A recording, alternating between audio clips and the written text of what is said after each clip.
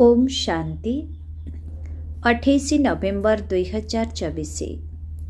बाबा कहउछन्ति मिठी बच्चे तुमको एकमात्र बाबांक ठारू ही शुणिबाकू हेब एवं निजे शुणिबा सहित अन्यमानंकु मध्य शुणाइबाकू हेब।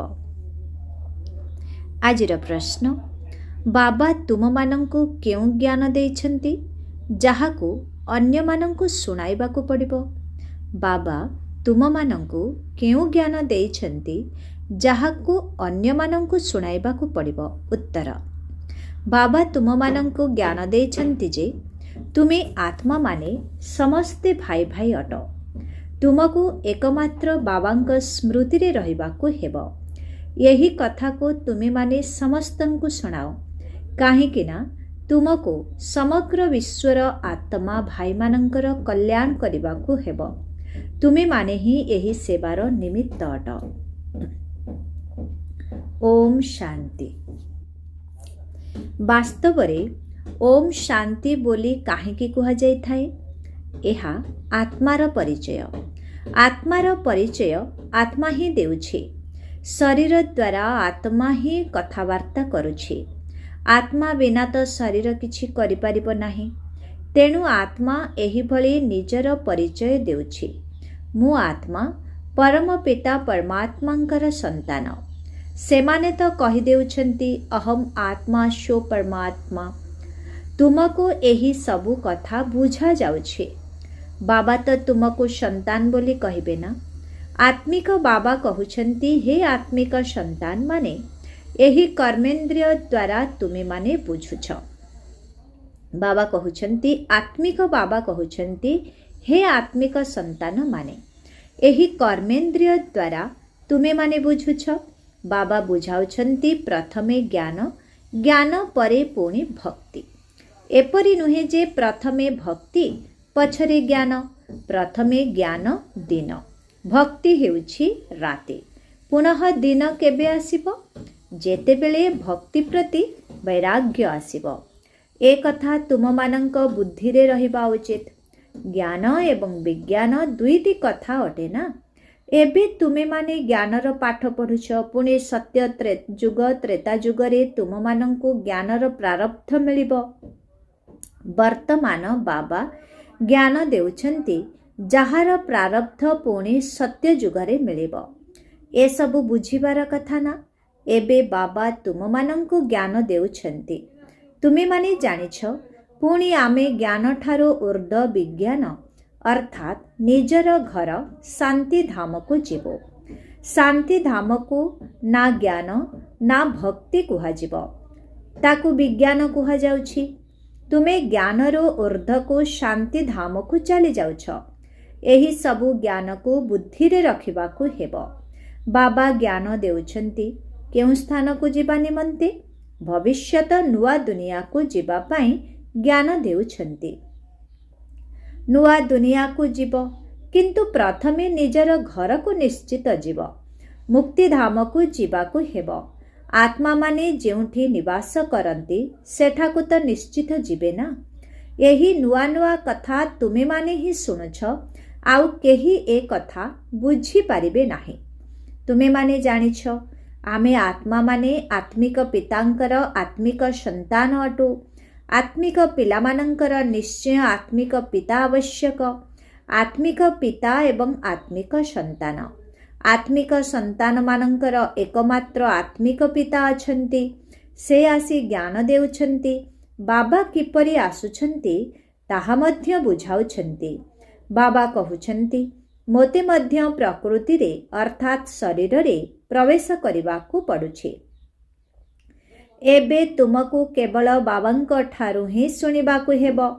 बाबांक व्यतीत आउ कहा ठारू शुणिबार नाही। पिलामाने निजे शुणी पुणी अन्य आत्मा भाई मानंकु शुणाउछन्ति। किछि ना किछि शुणाउछन्ति निश्चय। निजको आत्मा भाव। बाबांकु मने पकाओ, काहेकिना से ही पतित पावन अटन्ति। बुद्धि बाबांक पाखकु चली जाउछि। पिलामानंकु बुझाइबा द्वारा बुझी जाउछन्ति। आगरु अज्ञानी थिले। भक्ति मार्गरे अज्ञानता कारणरू रावणर कबलरू आसी कौन सबु करुछन्ति? କିପରି ଅପବିତ୍ର ହୋଇଯାଉଛନ୍ତି? ମଦ ପିଇ କ'ଣ ହୋଇଯାଉଛନ୍ତି? ମଦ ଅପବିତ୍ରତାକୁ ଆହୁରି ବଢ଼ାଇ ଦେଇଥାଏ। ଏବେ ତୁମମାନଙ୍କ ବୁଦ୍ଧିରେ ଅଛି ଯେ ବେହଦର ଅବିନାଶୀ ବାବାଙ୍କ ଠାରୁ ଆମକୁ ଅବିନାଶୀ ସମ୍ପତ୍ତି ନେବାକୁ ହେବ। କଳ୍ପ କଳ୍ପ ନେଇ ଆସିଛୁ, ସେଥିପାଇଁ ଦୈବୀ ଗୁଣ ମଧ୍ୟ ନିଶ୍ଚିତ ଧାରଣ କରିବାକୁ ହେବ। କୃଷ୍ଣଙ୍କର ଦୈବୀ ଗୁଣର କେତେ ମହିମା ରହିଛି। କୃଷ୍ଣ କେତେ ମିଠା, ବୈକୁଣ୍ଠର ମାଲିକ ଅଟନ୍ତି। ବର୍ତ୍ତମାନର ଦୁନିଆକୁ କୃଷ୍ଣଙ୍କର ରାଜଧାନୀ କୁହାଯିବ ନାହିଁ। ଡିନାଇଷ୍ଟି ଅର୍ଥାତ୍ ରାଜବଂଶ ବିଷ୍ଣୁ ଅଥବା ଲକ୍ଷ୍ମୀ ନାରାୟଣଙ୍କର କୁହାଯିବ। ଏବେ ତୁମେମାନେ ଜାଣୁଛ, ବାବା ହିଁ ସତ୍ୟ ଯୁଗର ରାଜତ୍ୱ ସ୍ଥାପନା କରୁଛନ୍ତି। ଏହି ଚିତ୍ର ଆଦି ନଥିଲେ ମଧ୍ୟ ତୁମେମାନେ ଅନ୍ୟକୁ ବୁଝାଇ ପାରିବ। ବାବା କହୁଛନ୍ତି ଏ ଚିତ୍ର ଆଦି ନଥିଲେ ମଧ୍ୟ ତୁମେମାନେ ଅନ୍ୟକୁ ବୁଝାଇ ପାରିବ। ବହୁତ ମନ୍ଦିର ତିଆରି ହେଉଛି। ଯାହାଙ୍କ ପାଖରେ ଜ୍ଞାନ ଅଛି ସେ ଅନ୍ୟର ମଧ୍ୟ କଲ୍ୟାଣ କରିବା ପାଇଁ, ନିଜ ସମାନ କରିବା ପାଇଁ ଦୌଡ଼ିବେ। ନିଜକୁ ଦେଖିବାକୁ ହେବ ଯେ ମୁଁ କେତେଜଣ ଆତ୍ମାଙ୍କୁ ଜ୍ଞାନ ଶୁଣାଇଛି। କାହାକୁ କାହାକୁ ତୁରନ୍ତ ଜ୍ଞାନର ତୀର ଲାଗିଯାଏ। ଭୀଷ୍ମ ପିତାମହ ଆଦି ମଧ୍ୟ କହିଛନ୍ତି ନା, ଆମକୁ କୁମାରୀମାନେ ଜ୍ଞାନବାଣ ମାରିଲେ। ଏମାନେ ସମସ୍ତେ ପବିତ୍ର କୁମାର କୁମାରୀ ଅର୍ଥାତ୍ ସନ୍ତାନ ଅଟନ୍ତି। ତୁମେ ସମସ୍ତେ ମୋର ସନ୍ତାନ। ତେଣୁ କହୁଛ ଯେ ଆମେ ବ୍ରହ୍ମାଙ୍କର ସନ୍ତାନ। ବ୍ରହ୍ମା କୁମାର କୁମାରୀ ଭାଇ ଭଉଣୀ ଅଟୁ। ଏହା ପବିତ୍ର ସମ୍ପର୍କ ଅଟେ। ତୁମେ ସମସ୍ତେ ପୋଷ୍ୟ ସନ୍ତାନ ଅଟ। ବାବା ହିଁ ତୁମମାନଙ୍କୁ ପୋଷ୍ୟ କରିଛନ୍ତି। ଶିବ ବାବା ପ୍ରଜାପିତା ବ୍ରହ୍ମାଙ୍କ ଦ୍ୱାରା ସନ୍ତାନମାନଙ୍କୁ ପୋଷ୍ୟ କରୁଛନ୍ତି। ବାସ୍ତବରେ ପୋଷ୍ୟ ଶବ୍ଦ ମଧ୍ୟ କୁହାଯିବ ନାହିଁ। ବାସ୍ତବରେ ତୁମେ ସମସ୍ତେ ଶିବ ବାବାଙ୍କର ହିଁ ତ ସନ୍ତାନ ଅଟ। ସମସ୍ତେ ମୋତେ ଡାକୁଛନ୍ତି ଶିବ ବାବା ଆସ। କିନ୍ତୁ କିଛି ବୁଦ୍ଧିରେ ନାହିଁ। ସମସ୍ତ ଆତ୍ମାମାନେ ଶରୀର ଧାରଣ କରି ଅଭିନୟ କରୁଛନ୍ତି। ତେଣୁ ଶିବ ବାବା ମଧ୍ୟ ନିଶ୍ଚିତ ଶରୀର ଦ୍ୱାରା ଅଭିନୟ କରିବେ ନା।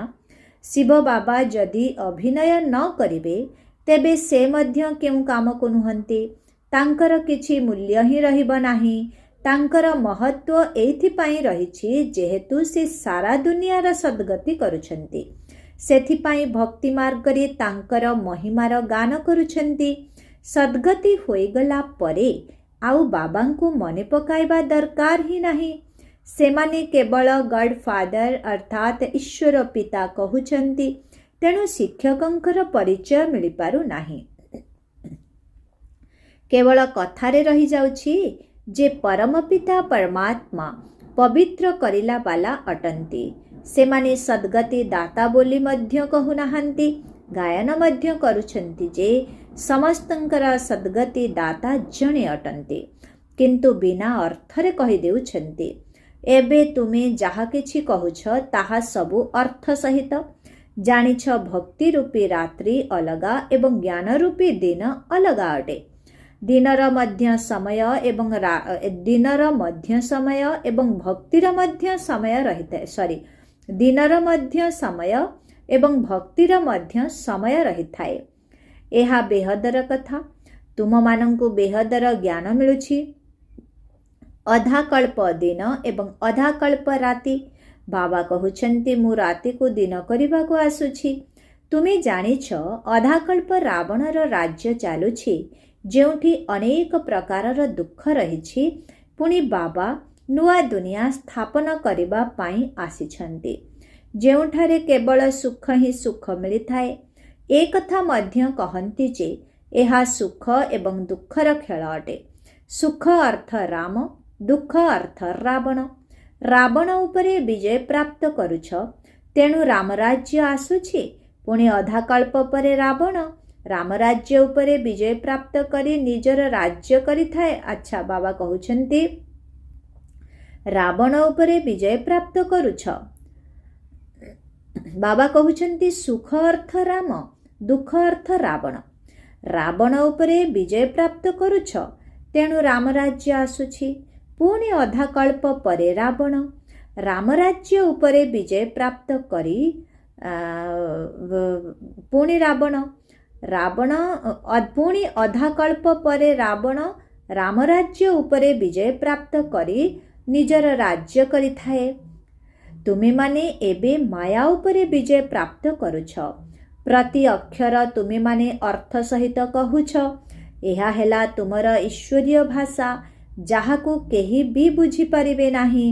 ଈଶ୍ୱର କିପରି କଥା ହେଉଛନ୍ତି ତୁମେମାନେ ଜାଣିଛ। ଏହା ଈଶ୍ୱର ପିତାଙ୍କର ଭାଷା, କାହିଁକି ନା ଈଶ୍ୱର ପିତା ହିଁ ଜ୍ଞାନର ସାଗର ଅଟନ୍ତି। ଗାୟନ ମଧ୍ୟ କରାଯାଏ, ସିଏ ଜ୍ଞାନର ସାଗର, ନଲେଜଫୁଲ୍ ଅଟନ୍ତି। ତେଣୁ ନିଶ୍ଚିତ କାହାକୁ ଜ୍ଞାନ ତ ଦେବେ ନା। ଏବେ ତୁମେମାନେ ଜାଣୁଛ ବାବା କିପରି ଜ୍ଞାନ ଦେଉଛନ୍ତି।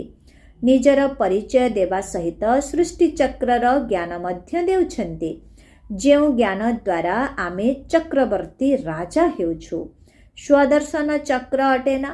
ଯୋଗବଳ ଦ୍ୱାରା ଆମର ପାପ କଟି ଯାଉଛି। ଏହା ତୁମମାନଙ୍କର ଯୋଗବଳ।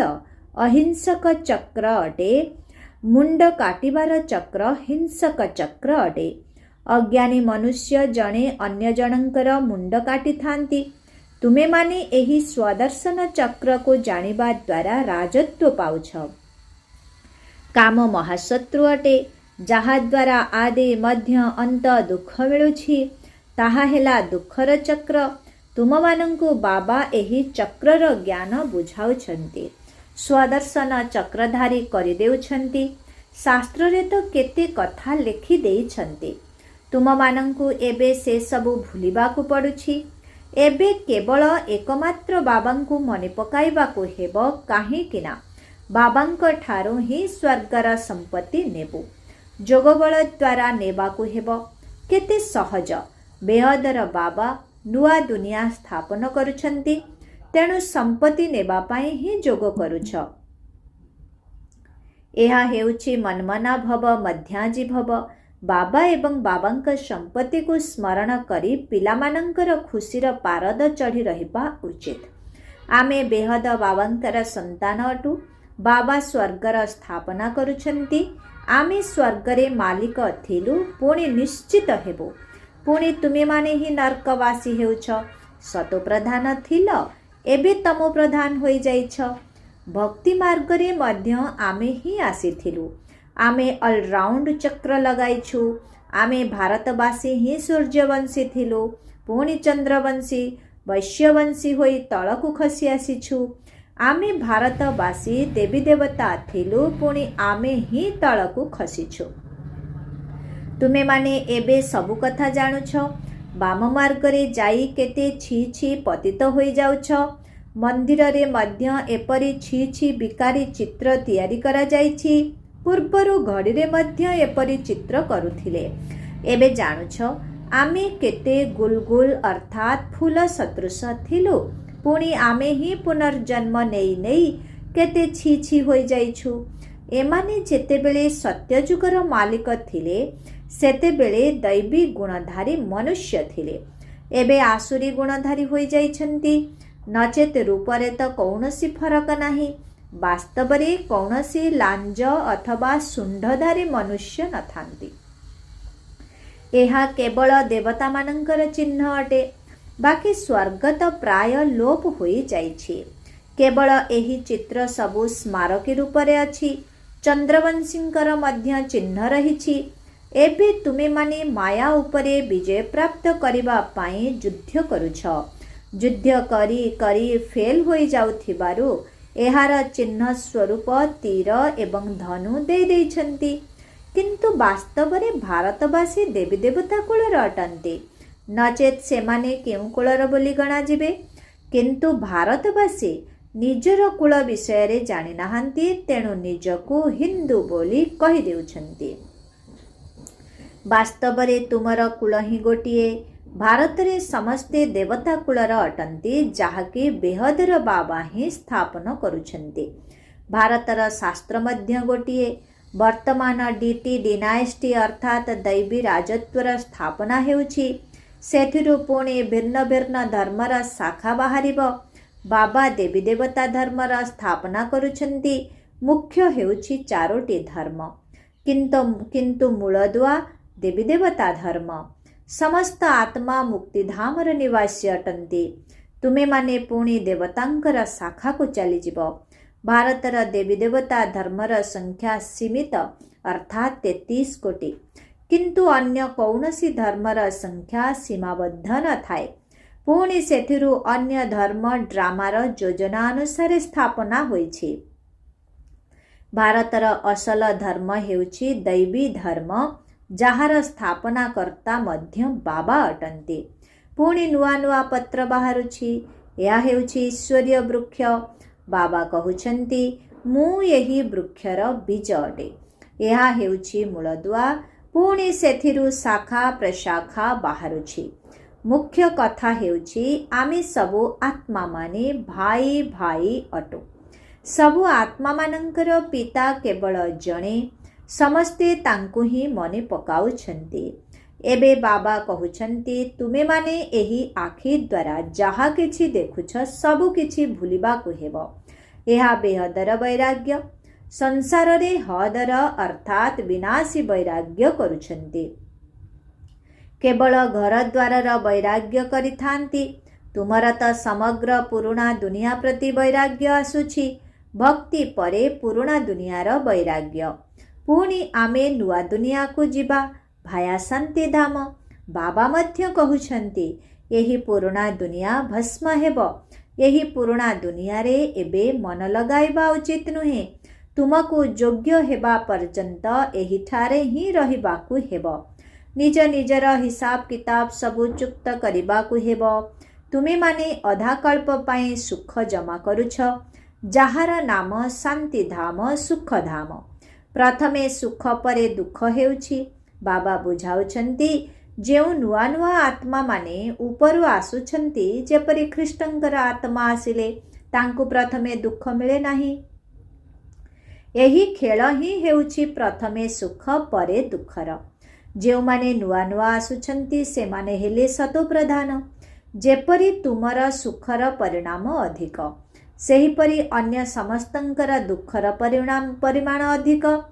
ଏସବୁ ବୁଦ୍ଧି ଦ୍ୱାରା ବୁଝିବାକୁ ହୁଏ। ବାବା ଆତ୍ମାମାନଙ୍କୁ ବସି ବୁଝାଉଛନ୍ତି, ସେମାନେ ପୁଣି ଅନ୍ୟ ଆତ୍ମାମାନଙ୍କୁ ବୁଝାଉଛନ୍ତି। ବାବା କହୁଛନ୍ତି, ମୁଁ ଏହି ଶରୀର ଧାରଣ କରିଛି ବହୁତ ଜନ୍ମର ଅନ୍ତିମ ସମୟରେ ଅର୍ଥାତ୍ ତମୋ ପ୍ରଧାନ ଶରୀରରେ ପ୍ରବେଶ କରୁଛି। ପୁଣି ତାଙ୍କୁ ହିଁ ପ୍ରଥମ ନମ୍ବରରେ ଯିବାକୁ ହେବ। First show last, last show first, ଅର୍ଥାତ୍ ପ୍ରଥମ ନମ୍ବରର ଆତ୍ମା ଶେଷକୁ ଓ ସେହି ଶେଷ ଆତ୍ମା ପ୍ରଥମକୁ ଆସୁଛନ୍ତି। ଏକଥା ମଧ୍ୟ ବୁଝାଇବାକୁ ପଡ଼ୁଛି। ପ୍ରଥମ ନମ୍ବରରେ ବ୍ରହ୍ମା, ପରେ ପୁଣି କିଏ? ମମ୍ମା। ତାଙ୍କର ପାଠ ରହିବା ଉଚିତ। ସେ ବହୁତଙ୍କୁ ଶିକ୍ଷା ଦେଇଛନ୍ତି। ପୁଣି ତୁମମାନଙ୍କ ଭିତରେ ମଧ୍ୟ କ୍ରମାନୁସାରେ ଅଛନ୍ତି, ଯିଏ ବହୁତଙ୍କୁ ଶିକ୍ଷା ଦିଅନ୍ତି ଓ ପଢ଼ାନ୍ତି। ଏପରି ମଧ୍ୟ ବହୁତ ଅଛନ୍ତି ଯେଉଁମାନେ ଚେଷ୍ଟା କରି ପାଠ ପଢ଼ାଉଥିବା ଶିକ୍ଷକଙ୍କ ଠାରୁ ମଧ୍ୟ ଆଗକୁ ଚାଲିଯାଇଥାନ୍ତି। ବହୁତ ସେଣ୍ଟରରେ ଏପରି ରହିଛନ୍ତି ଯିଏକି ପଢ଼ାଉଥିବା ନିମିତ୍ତ ଶିକ୍ଷିକାଙ୍କ ଠାରୁ ମଧ୍ୟ ଉଚ୍ଚକୁ ଚାଲି ଯାଉଛନ୍ତି। ଜଣେ ଜଣେ ଏହିଭଳି ଅଛନ୍ତି। ସମସ୍ତଙ୍କ ଚଳଣିରୁ ଜଣାପଡ଼ିଯାଏ ନା, କାହାକୁ କାହାକୁ ତ ମାୟା ଏପରି ନାକରୁ ଧରି ନେଉଛି ଯେ ଏକଦମ ଖଲାସ କରିଦେଉଛି। ବିକାରଗ୍ରସ୍ତ ହୋଇଯାଉଛନ୍ତି। ଆଗକୁ ଗଲେ ତୁମେ ଅନେକଙ୍କର କଥା ଶୁଣିବ, ଆଶ୍ଚର୍ଯ୍ୟ ହେବେ। ଇଏ ତ ଆମକୁ ଜ୍ଞାନ ଦେଉଥିଲେ, ପୁଣି ଇଏ କିପରି ଚାଲିଗଲେ? ଆମକୁ କହୁଥିଲେ ପବିତ୍ର ହୁଅ ଏବଂ ନିଜେ ଛି ଛି ପତିତ ହୋଇଗଲେ। ବୁଝି ତ ନିଶ୍ଚିତ ପାରିବେ ଯେ ବହୁତ ଛି ଛି ହୋଇଯାଉଛନ୍ତି। ବାବା କହୁଛନ୍ତି, ବଡ଼ ବଡ଼ ଭଲ ଭଲ ମହାରଥୀମାନଙ୍କୁ ମଧ୍ୟ ମାୟା ଜୋରରେ ହଇରାଣ କରିବ। ଯେପରି ତୁମେମାନେ ମାୟାକୁ ହରାଇ ବିଜୟୀ ହେଉଛ, ମାୟା ମଧ୍ୟ ଏପରି କରିବ। ବାବା କେତେ ଭଲ ଭଲ ଫାଷ୍ଟ କ୍ଲାସ୍ ରମଣୀକ ନାମ ମଧ୍ୟ ରଖିଥିଲେ, କିନ୍ତୁ ଅହୋ ମାୟା ଆଶ୍ଚର୍ଯ୍ୟବତ୍ ଶୁଣନ୍ତି, କଥନ୍ତି, ପୁଣି ଭାଗନ୍ତି, ଗିରନ୍ତି ହୋ ଯାଉଛନ୍ତି। ମାୟା କେତେ ଜବରଦସ୍ତ ଅଟେ। ସେଥିପାଇଁ ପିଲାମାନଙ୍କୁ ବହୁତ ଖବରଦାର ହୋଇ ରହିବାକୁ ହେବ। ଏହା ଯୁଦ୍ଧଭୂମି ଅଟେ ନା। ମାୟା ସହିତ ତୁମର କେତେ ବଡ଼ ଯୁଦ୍ଧ ହେଉଛି। ଆଚ୍ଛା, ମିଠେ ମିଠେ ଶିଖିଲା ଧେ ସନ୍ତାନମାନଙ୍କ ପ୍ରତି ମାତା ପିତା ବାପ ଦାଦାଙ୍କର ମଧୁର ସ୍ନେହ ସମ୍ପନ୍ନ ଶୁଭେଚ୍ଛା ଏବଂ ସୁପ୍ରଭାତ। ଆତ୍ମିକ ପିତାଙ୍କର ଆତ୍ମିକ ସନ୍ତାନମାନଙ୍କୁ ନମସ୍ତେ। ଆତ୍ମିକ ସନ୍ତାନମାନଙ୍କର ଆତ୍ମିକ ପିତାଙ୍କୁ ଓମ୍ ଶାନ୍ତି। Good morning. ନମସ୍ତେ ନମସ୍ତେ ନମସ୍ତେ ନମସ୍ତେ ନମସ୍ତେ। शुक्रिया बाबा, शुक्रिया। ओम शांति। धारणा पाई मुख्य सार 1 नंबर। एही ठारे ही सबो हिसाब किताब को चुक्त करी अधाकल्प पाई सुख जमा करिबा को हेबो। एही पुराना दुनिया सहित वर्तमान आउ मन लगाइबा उचित नुहे। एही आखि द्वारा जहा किछि देखा जाउछि से गुडी को भूली जिबा को हेबो। 2 नंबर। माया बहुत शक्तिशाली, तेणु ताठारो सावधान होई रहिबाकु हेबो। पाठ पढ़ारे द्रुत गति रे आगकु जिबाकु हेबो। एकमात्र बाबांक ठारो ही सुनिबाकु हेबो एवं तांक ठारो सुनिथिबा ज्ञान अन्य मानंकु सुनाइबाकु हेबो। आजिर वरदान बेहदर दृष्टि वृत्ति एवं स्थिति द्वारा समस्तंकर प्रिय हेउथिबा डबल लाइट फरिश्ता हुआ। फरिश्ता माने समस्तंकर प्रिय अटंती, काहेकिना फरिश्ता समस्तंकर अटे, जणे दुई जनंकर नुहे। बेहदर दृष्टि वृत्ति एवं स्थिति वाला फरिश्ता समस्तंक पाई परमात्मांकर संदेश वाहक होइथाए। फरिश्ता अर्थात डबल लाइट, समस्तंकर रिश्ता अर्थात संबंध एकमात्र बाबांक सहित जोड़िबा वाला। देह एवं देहर संबंध ठारू स्वतंत्र, निजकु एवं समस्तंकु निजर चालीचलन एवं चेहरा द्वारा बाबांक समान करिबा वाला समस्तंकर कल्याणकारी अटे। एही भली फरिश्ता ही समस्तंकर प्रिय अटे।